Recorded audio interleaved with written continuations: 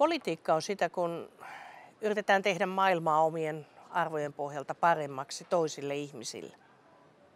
Siihen tarvitaan vahvaa arvomaailmaa, näkemystä siitä, miten nuorten liikkumista, vammaisten oikeuksia, ihmisten perusoikeuksia, ikäihmisten oikeuksia parempaan vanhenemiseen, naisten ja miesten tasa-arvoisia oikeuksia ja jokaisen meidän hyvinvointia halutaan ja voidaan parantaa.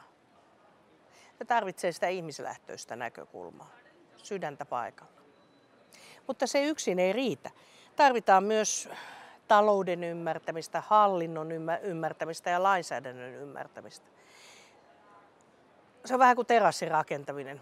Ei riitä, että löytää lehdestä sen parhaan kansikuvan siitä, millaisen terassi haluaa.